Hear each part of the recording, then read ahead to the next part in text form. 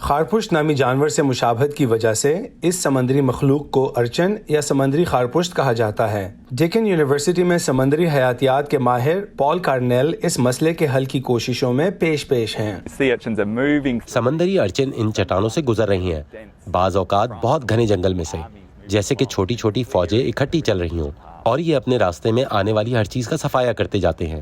سی urchin سمندری کائی اور سمندری گھاس جسے کیلپ کہتے ہیں کھاتے ہیں، لیکن آسٹریلین براڈ کاسٹنگ کارپوریشن کو ایک انٹرویو میں پال کارنیل نے بتایا کہ حالیہ کچھ عرصے سے ان کی بھوک قابو سے باہر ہوتی جا رہی ہے۔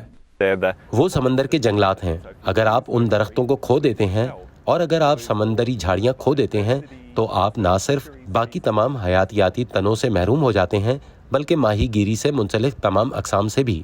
کیلپ اور سمندری کائی کو محفوظ رکھنے کے لیے، جو کہ پال کارنیل کے مطابق اب بھی بحال ہو سکتے ہیں، سمندری ارچنز کی تعداد کو بہت کم کرنا ہوگا۔ لہٰذا سائنسدانوں نے لوگوں کو اس سمندری جاندار کی آبادی کو کم کرنے کے لیے اسے کھانے کا مشورہ دیا ہے۔ سی ارچن جاپانی کھانوں کا ایک مقبول جزو ہے، لیکن آسٹریلیا میں ایک ریسٹوران کی مالک جیسیکا ٹیو کے مطابق آسٹریلیا میں لوگوں نے ابھی تک اسے کھانے میں زیادہ دلچسپی نہیں دکھائی۔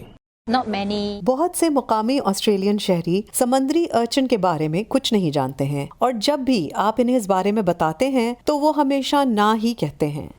ارچنز نے اب تک ریاست وکٹوریا کے پورٹ فلپ بے میں 500 ہیکٹر کے قریب سمندری چٹانوں کو متاثر کیا ہے۔ ماہرین کا کہنا ہے کہ زیادہ سخت ماحولیاتی معیار اور خشک سالی کے ایک سلسلے نے سمندر میں کیلپ نامی جھاڑیوں کی تعداد کو کم کر دیا، جس کے نتیجے میں اب سی ارچنز خوراک کے دیگر ذرائع تلاش کر رہے ہیں۔ سائنسدانوں کا خیال ہے کہ مقامی طور پر پائی جانے والی یہ قسم خوراک کا ایک ماحول دوست جزو بن سکتی ہے، اور پال کارنیل کا کہنا ہے کہ انہیں دسترخوان پر لانے سے ان کی انتہائی تیزی سے بڑھتی ہوئی تعداد کو روکا جا سکتا ہے۔